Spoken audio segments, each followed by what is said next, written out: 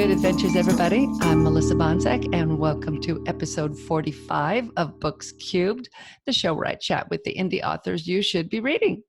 It is Thursday, October 17th, 2019. Almost Halloween, almost end of the year. Holy cow. What are you reading? I want to know. Let me know. Right now, I'm not really reading too much because I've been writing. I've been trying to finish some projects that I will be talking about soon on the show, but not quite yet. So right now I haven't been reading much. After last week, I think I finished most everything I was reading last week.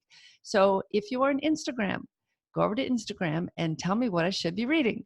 And you'll find me at instagram.com/books_cubed. And if it's your book, if it's somebody else's book, I don't care. I just want some recommendations. So go on over there after you listen to the show and let me know. So today I have got Tom Fowler, who writes the CT Ferguson Mysteries. And you'll like this interview. You'll like his books. I think there's like 5 or 6 of them now. I've forgotten, but there's a lot and they are fun to read. I'm going to read you the description from the first one, which is called The Reluctant Detective. It's CT's first case. He wants an easy one. Instead, he gets Alice. CT Ferguson spent years as a hacker. He lived in Hong Kong, working against the Chinese government. Then they found him, threw him in jail, and eventually kicked him out. In Baltimore, CT sets himself up as a private investigator. Then Alice walks in. She's sure her husband is cheating on her. CT looks into it, but isn't convinced. He soon discovers Alice has serious problems of her own. When her troubles get even worse, CT finds his own life in danger. With a liar for a client and enforcers hounding him, can CT prevent his first case from becoming his last? And that was fun. I recommend that one and all of his books, actually. But let's get right to the interview, and I'll see you after. And I'm going to read his bio real quick. So, welcome, Tom. Thank you. Nice to be here. Thank you. Nice to have you here. Really, I didn't forget that you were there. So I'm going to read your bio real quick. Tom Fowler was born and raised in Baltimore and still resides in Maryland. He's the author of the CT Ferguson novel and novella series, which are all set in his home city. At the age of 7, polite young Tom wrote a murder mystery in which no one died. The story gave him the writing bug, however, and he's been putting pen to paper and fingers to keys ever since. When not working or writing, Tom spends time with his family and relatives, reading, sports, movies, and writing brief bios in the third person. I like that. Thanks. So you've got how many books in the CT series now? There are 6 novels and 3 novellas and 1 box set of each at the moment. Nice. I'm just on the second book, The Unknown Devil.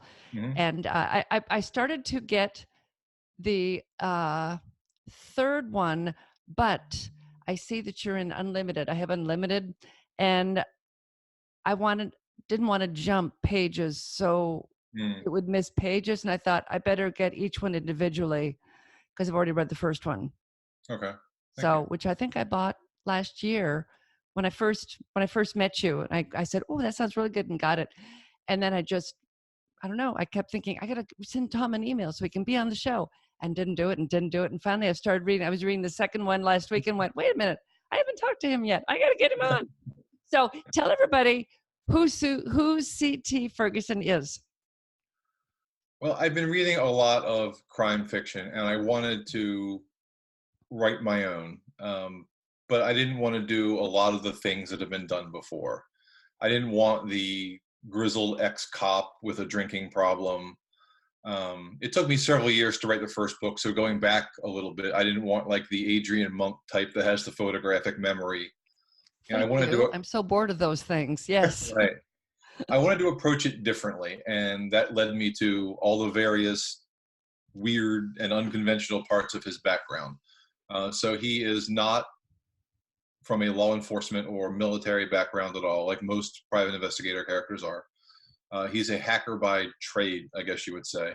And after he finished his master's, he went over to Hong Kong and worked with some hackers over there, and was eventually arrested by the Chinese government and thrown in jail, and eventually deported back to the United States. And a lot of that is detailed I wrote a prequel novella called Hong Kong Dangerous, which is a subscriber exclusive.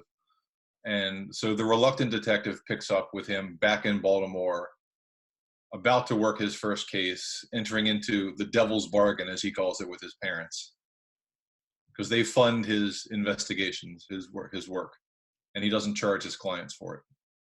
Yeah. And so what brought you to him being a hacker? Are you a computer person yourself? I am. I've worked in IT for, oh gosh, I'm dating myself here, about 20 years. And I've worked, I started out on a help desk like a lot of people probably do. And eventually I moved up to system administration, and I've been in IT security now for, I guess, about the last 11 years or so. So it's something I'm familiar with. It allows me to bring, write what you know, I guess. It allows me to incorporate some things I've done and all that. Yeah, he feels more authentic. I figure you probably had some kind of computer experience somewhere in the not necessarily the dark web, but definitely a little deeper than most of us. Okay, Yeah, so I you're play going to defense. read. I'm sorry? I play defense in the offense-defense computer war. I'm on the defensive side. Nice, nice. There for us. Yay, our hero. So which book are you going to read from today? So this is from, hopefully people can see this because the lighting behind me is a little sketchy. This is A March from Innocence. This is the 6th novel in the series. I'm going to read from the end, or from near the end. And if the perpetrator's name would come up, I'm just going to call him the perp, so I don't give anything away. Oh, thank you. So I'm going to start kind of at the beginning of this scene, and then I'm going to skip ahead to like in the meat of it. And I think that will show a lot of what CT is about and his relationship with his police detective cousin, Rich, who's in the car. So they are in a car. They are parked near an area in Baltimore called Patterson Park. So I'm going to pick it up here. I glanced at my watch. 10 minutes until showtime. I sipped my peppermint mocha. Rich enjoyed a plain old coffee. TJ walked into view. She lingered around the pagoda along with a few other people with nothing better to do on a Monday morning. I told her not to wave or draw attention to herself. If the perp smelled a trap, he would leave. What are we doing here? Rich said. Drinking festive drinks, I said. Well, I am at least. You're drinking boring coffee. We could do this anywhere. Your house, my house, the precinct. You should be thankful, dear cousin, I said. For what? You're about to have a front row seat to watch justice unfold. What on earth are you talking about? Said Rich. You'll see in a few minutes. Is this something I want to see? I should hope so, I said. I'm going to skip ahead to skipping about 2 pages to when the action part of the scene takes place. Coming from the north, the perp walked down Patterson Park Avenue. I spied him before Rich did. The perp walked deliberately, stopping to look around every so often. I sat lower in my seat and noticed Rich doing the same.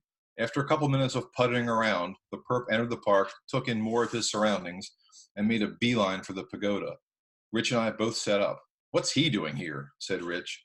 I imagine he's looking for his next victim, I said. Did you have something to do with this? Rich looked over at me. Why do I feel your fingerprints all over it? I didn't take enough semesters of psych to answer you, I said. The perp saw TJ and approached her. He struck up a conversation. TJ talked to him and did flirty things like twirling her hair around her finger. I watched Sherry Hampton. She and her friends took note of the perp. They moved in his direction.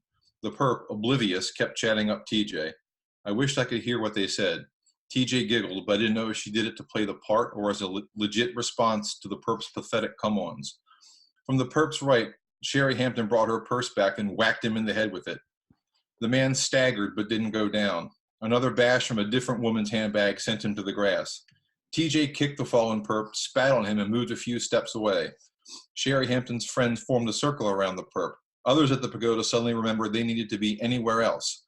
What the hell? Rich said. He tried the door and found it locked. Let me out. No way, I said. I'm not kidding. Neither am I. A few women beat the perp with their purses. The rest kicked him. One woman stood to his side and stomped his groin with her high heels. They all yelled at him. I wished again for an audio feed. What is this? Rich said. They're going to kill him. No, they're not, I said. How do you know? He yanked on the door handle again and again. I don't, I suppose.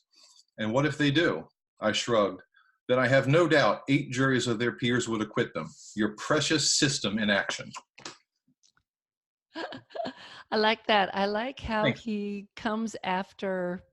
I don't want to give anything away, but in the first book, he kind of does something similar, but not exactly similar. But I Mhm. like the way he has the final showdown with the bad person in the Mhm. first book.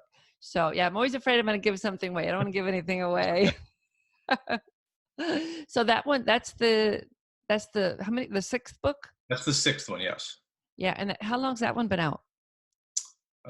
Came out in July of this Oh, year. so not too long ago. So Did 3 you months. did you redo your covers? I was thinking, I did. I'm using a different cover artist now. This book was actually the first novel to get to work with, where I work with the new artist, but I've gone back and redone the 4th book, Already Guilty, and I'm doing the 5th one now.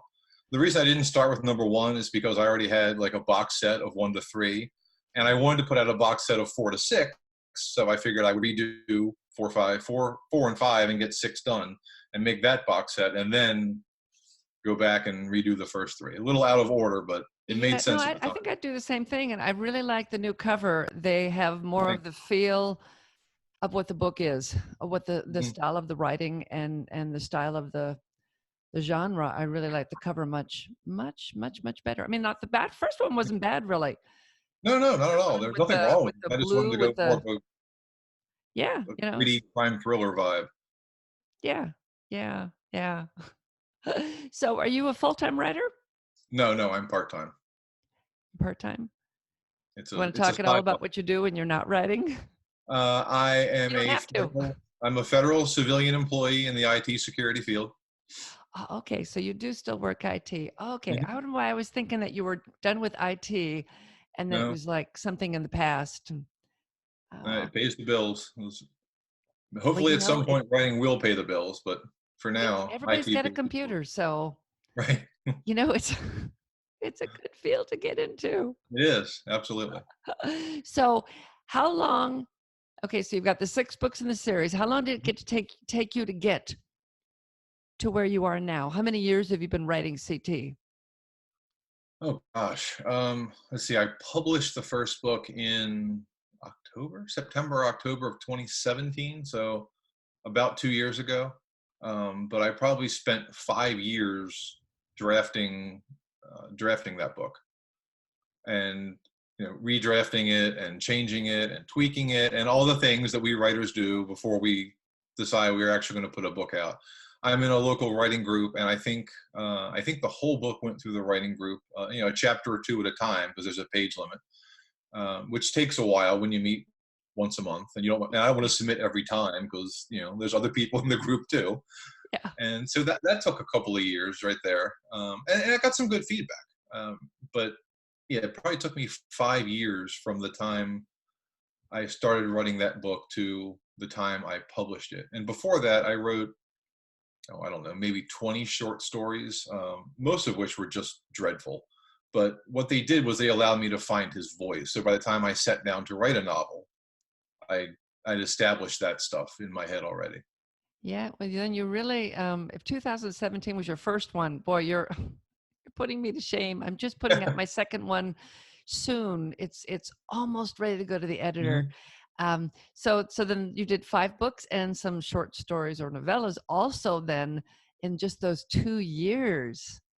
I had a couple of the other books written beforehand as well. Okay, that makes me feel better.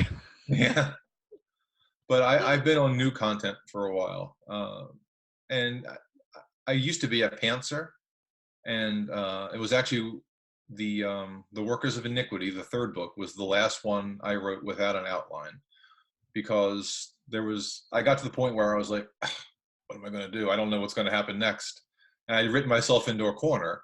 Um, and so I followed the advice of Elmore Leonard. Whenever you're unsure of what to do, have a man walk in with a gun, which works in crime fiction. Probably doesn't work in all genres, but it works in mine, so I went with it. But after that, I was like, I can't do this. I can't just at the 75% mark have a dude walk in with a gun in every book. It's going to be ridiculous. So I do brief outlines now that kind of gives me a roadmap, and I think that allows me to be more productive in the time I have to write, because I know what I'm going to write. Yeah, that helps me too. I come from screenwriting, and Mhm. if that's just such a limited amount of space. Every word is so important. And so I was very anal with my outlines with screenwriting. And when I moved to books, um, I was told, oh, you don't really need an outline. You can be more, so it took 10 years to write the first one. So then the second one, I thought, I'll do a little bit of an outline. I thought, everybody keeps telling me I don't need an outline. Well, no. I mean, I did that for like a while, but of course I wasn't writing every day. So that's part Mhm. of the thing. Now that I'm trying to be more serious about it, I write every day, and it actually moves a lot faster. Mhm. And now I've got a very detailed, I have all these whiteboards in front of me in my office, and they're very detailed of every chapter, the things that happen in each one. And Wow. so, yeah, that's me now, getting away from, excuse me, that whole, the pantsing thing. And it just doesn't work. I'm going to turn my screen up a little because it turned itself down. I don't know why. Siri's helping me. Thank you, Siri. So how many more? I've got 5 more CT books I can read then, and then I've got a couple of short stories. But how far are you going to go with CT? Is he somebody that you see 20, 25, 30 books with? Yeah, as long as people want to read them, I'll keep writing them. It's weird because Amazon lists, it's book 2 of 2, 4 of 4, 5 of 5, whatever. And I had readers emailing me, I'm like, why is the series ending? And I'm like, it's not. It's just book 6 of 6, because that's all Amazon knows about, or Yeah. 5 of 5 or whatever it was at the time. They thought the series was over. I'm like, no, it's open ended. I have plots for up to number 10. Oh, I've nice. not yet gone beyond there. But number 7 is with my editor now. I've gotten the first 10 chapters back, so I've gotten about a third of it back so far. That I hope to release mid-November, so in, let's say, 5 weeks or so from when we're recording this. Hopefully that'll be out. And Sorry, then just someone in my house turned the shower on next door. My office and the bathroom share a wall, and it's like the world is ending when I hear it. Oh my God, it's really noisy, but hopefully no one else can hear it. Sorry, everybody, I if can't hear anybody it. else can. So I have plots out to 10, so it'll be open ended. I do have other books I want to write. I want to start a thriller series. So I think once I get to 9, if everything unfolds as I've outlined or plotted it out, that'll be a nice pausing point. Yeah, 9 is good because then you have 3 box sets. Right. Yeah, and people, for me anyway, if I get a box set, I want 3 books in it. Hmm. I don't want 4. It's almost too much. Yeah. And I saw someone had a 6 book series, and I thought, I'm not going to buy 6, but I'll buy 3. Hmm. It's just a little too much, unless it's audio. Then Yeah. the more books that they can pack into it, the happier I am. And I Yeah. I don't, I have the. don't have, yeah, I don't have Audible or anything. So, Mhm. everything that I buy is going to cost me whatever it costs. And I Right. prefer, do you have audiobooks for yours? The first one, The Reluctant Detective, is available in audio. The second one is in production. Oh, good. So I'm working on it. It takes a while because someone has to narrate it, and then you've got to listen to it, and then they've got to make changes, and it takes months to do an audiobook. And Yeah. I Yeah. wish it was faster, but it's really not, unfortunately. Do you think about, if anybody out there is a writer that you probably follow, Joanna Penn's, Hmm. she's a creative entrepreneur, she calls Yeah. herself, and she talks about audio a lot. Hmm. And she talks about doing audio as the author and doing audio yourself. Have you thought about maybe one day doing the audio yourself? I don't know. I think if I wrote nonfiction, I might want to narrate it myself because I think you get more authenticity there. But for fiction, I, I'm happy to let somebody who's a little more qualified as a voice actor do that part.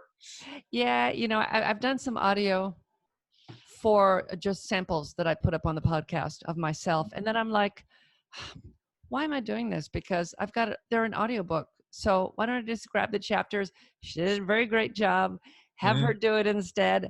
I don't have to keep hitting pause and starting over again or sitting in my closet for 2 hours trying to get the Hmm. audio sounding good because she has a Right. recording studio and all that. So, and no, I do enjoy I think if I had a room that I could just dedicate Mhm. to, and didn't share an office wall with the bathroom, Right. then I might, because I like I mean I hear it in my head a certain way, Hmm. which is different from the audiobook, but it's not better than the audiobook. I like the way she did it very much, but it might be fun to do it the way I visualize it in my head sometime. But I don't know. It's a lot of work. I think she said, oh God, it was like hundreds of hours to finish and get everything, and it's only 6 hours long. A 6 hour Yeah, audiobook. I So think I've heard it's for every finished hour, it's usually 3 to 4 hours of actual work. So if it's a yes, 7 hour book, it takes 24 or 20 or 30 hours to for the yeah, narrator to actually condense it down it's into definitely seven. worth whatever we pay, um, whatever they want to get paid. Whatever you want, I'll Mhm. pay you, just so I don't have to do it. Ah. So you're talking about maybe doing other things. Are you going to stay in the same genre of mystery, or do you want to move into something different? The other series I want to do would be a thriller, so it would be mystery adjacent, I guess. Mysteries and thrillers are often bundled together on Amazon and bookstores and things like that. So it would be in the same space, more or less, but a different character, a different focus. I have a novella written that I guess I could use as like a subscriber, giveaway. And I've written one novel. It's just a first draft so far. I haven't sent it to my editor or anything like that. I probably want to have another one in the bag, so at least I can have a second one come out relatively quickly. So that's certainly a next year project. I mean, we're in October already. It's certainly a next year project at this point. Yeah, I can't believe it's already October. I know. Oh, Yeah, I know. easy. I had planned on having the third book in my series out by December, and I'm like, dang, at this rate, I'm gonna, just get the second one out. Hmm. But it's supposed to. I keep saying it's gonna go to the editor the first of the month. Ah. But I don't know if this happens to you, and I've got with my outline, of course, is very detailed, and I still, as I was writing, and this happened with book one, it was not very detailed, but I kept working it, but all of a sudden there's a whole chunk of story that appears that I didn't know was going to be there. It's like, Yes, all the time. oh wow, that's crazy. Yeah, that's And why and I tend to fancy the brief outlines. I mean, mine are 3 to 4 pages for about a 75,000 word novel. So for me, it's more of like a roadmap. Like if the yeah, GPS tells you to take a right turn, well, what if you get there and the road's closed because there's a flood? You've got to find another way. oh, that's a good way to Or, oh, put I it. want to stop at this gas station and pick up whatever. So, you divert down the other road. So that it allows me that flexibility to, well, this story element popped up. So let me shoehorn this in there and move this scene back and rearrange this chapter. And in the end, hopefully it all works out. Yeah. Oh, that's always the hope that it makes Right. sense. That it makes sense and it holds their interest. But mystery for me, especially, I really love mysteries, Mhm. and I like I just I don't know, I love them. I don't like third person mysteries. I like first person. I want to be. It makes me feel like I'm a little closer to the characters. No, And I I can get that. hear what's going on in their head too, where you Mhm. really can't get that with third person. So you're in what, Maryland? Oh, I Maryland, am. Baltimore. Okay. And Baltimore, yeah, it does. And in fact, I think I'm reading The Unknown Devil right now, and he just went to go get lunch. I'm in the beginning. I was in my doctor's office, sitting there Uh-huh. going, "Oh, I can get some pages in before before they call me, probably." And it just started getting really interesting, and they call my name, of course. Like, Of course. oh, just a minute, lady, I got to finish reading this chapter, which You have that to was wait for annoying. them, but they won't wait for you. No, they don't. They don't. So, how authentic do you like to be when you're talking about places that are real? And are the places in the books real places, or do you make them up? Mostly real. I do make up a little bit, but it's a mostly authentic version of Baltimore. Um, the mob boss's restaurant, for instance, is made up. That does not exist. Little Italy is a real neighborhood, and the other restaurants mentioned there, like Delanote and Chiparelli's and Sabatino's, are real. But maybe this was a little presumptive of me, but I was like, well, you know, if these books get popular, I don't want people to say, well, we can't go to Delanote because the mob boss hangs out there. So I just made up a place. But for the most part, the streets, you know, it's all authentic. And I've had readers say, oh, you know, I've been to Baltimore. I remember this neighborhood. So it's interesting to find people, you know, not even from Maryland, who just visited or whatever, like, oh, I remember that place and it was in your book.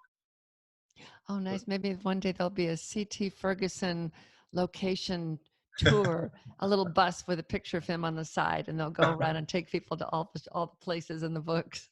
I'll have Like to sell a what is it? lot more Game of books for that to Thrones. happen, but you Yeah. know, fingers crossed.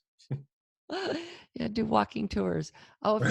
if it was I was gonna say if it was like ghost tour, they have ghost tours, you know, in different cities. Mhm. Um, They have them in Baltimore too. oh, I'm sure. Yeah, Mhm. yeah. He died here and he died there Right. and yeah.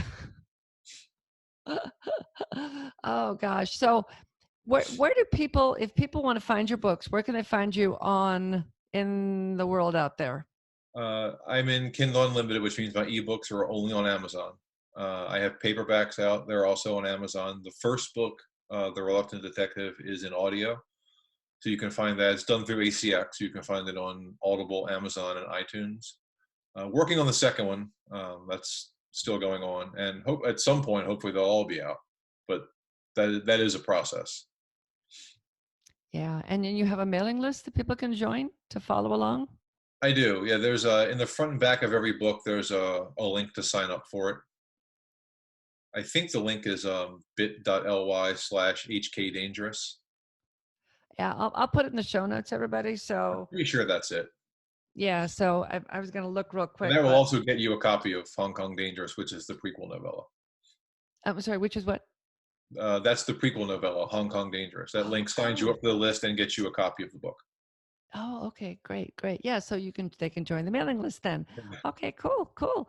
Um, I know there was something else I wanted to ask you. What the heck was it? Oh, so your first murder mystery that you wrote, there was no murder. What was in it? You know, I guess I was 7. I think it was second grade, so I'll just go with 7 or 8. And I don't know what inspired me to write it. I mean, my mother or my grandparents must have watched some murder mystery or something. I was like, oh, I'll write one of those. But I was way too polite to kill anyone. And everyone was, you know, Mr. Patrick or Miss Mary, because of course I was 7, and these are all adults, so they're Mr. and Miss and all that. And no one died. Everyone recovered quite nicely in the hospital, in fact. And the killer was apprehended. I've since gotten over that aversion to killing characters. There are people who die in the books now. I noticed, They're yeah. legit murder mysteries. People actually die. Which is okay. A Right. murder mystery should have a few murders in it. Yeah. Okay, cool, cool. Well, when you come out with another one, or if you come out with a different series, you'll have to come back and Sure. tell us about it because I really, really like CT. I don't know what it is about him. You know, he lives with, you know, he lives off his parents. He's kind of, he's not, you know, it's not that he's not a nice guy, but he's Mhm. not gonna go. Doesn't feel like he's gonna go out of his way Right. to be nice. But I think in his heart, he's gonna be a good guy because he doesn't want to take on domestic abuse or domestic, you know, divorces and things like Mhm. that, and getting pictures of the wife or whatever having an affair. But he does, and he ends up in this. The very first one, he ends up in this murder mystery because of it, and then all of a sudden, when it starts to get super dangerous, he goes ahead and stays anyway Mhm. because he doesn't want to leave Alice Right. um, to the hands of these bad guys. You know, Yes. he steps in and At, helps at them. his core, he's a good person. Yeah, It at took his him a little core. bit of time to realize it, maybe in the first book, but he does mature and grow up and grow into his job and his role as the series progresses. Yeah, and then you said that there's a prequel that talks about his hacking days. Yeah, the prequel covers his arrest in Hong Kong and his time in the Hong Kong prison, which he's hinted at in the books but never talked about, and his eventual deportation back to the United States. Yeah, I'll have to check that one out because I was kind of curious as he kind of alludes to it, like you said, but Mhm. he doesn't really go into detail. And I don't think I would either if I'd been through an experience like that. You Right. just don't want to relive it. Mhm. Uh, but that's why we have the prequel then, so That's we right. can live it for him. So, well, cool, cool, cool. Okay, well, if everybody listening, the series is CT Ferguson Mysteries. Am I leaving out a I word? think they're called the CT Ferguson Mystery novels on Amazon, but Okay, yeah, that's cool. fine. This is Tom Fowler, and there will be links in the show notes of you to find the books. So I recommend that you, well, if you're driving, pull over to the side of the road because you don't want to. Especially Yes. in Florida, Take we have a the new anti-texting law. book. They're not going to give out tickets until January, but they will Oh. give you a stern warning, and they'll give you a Mhm. little. I heard on the news anyway. They'll give you a little thing to hold your phone on your dash or something. I thought, oh, that's really nice of them. That is, It's really actually, yeah. nice. And I think the tickets are only going to be like 30 to 60 bucks, but still. And there might be points on your license too, so that's not good. So pull over to the side of the road Yes. and click on the links, and you can get a hold of the books. Thanks, Tom, for coming by and chatting today. Thanks for having me. It's been great. Bye bye. Bye. Thanks, Tom. You will find the links to his books in the show notes, and you will find a link for commenting if you're on the podcast or on YouTube. It's easy. You just comment right there. And that's it until next time. Don't forget to leave me recommendations on Instagram. That is instagram.com/books_cubed. It's the little line at the bottom. And if you want to comment on the show, you can find the homepage for the podcast at melissabanczak.com/bookscube podcast. I think that's it. But if you go to melissabanczak.com, you'll find it there in the menu, and it's spelled just like it sounds: Melissa. B is in boy, A is in apple, N is in Nancy, C is in car, Z is in zebra, A is in apple, K is in kite.com. See, just like it sounds. So I will see you next time. Go read a good book.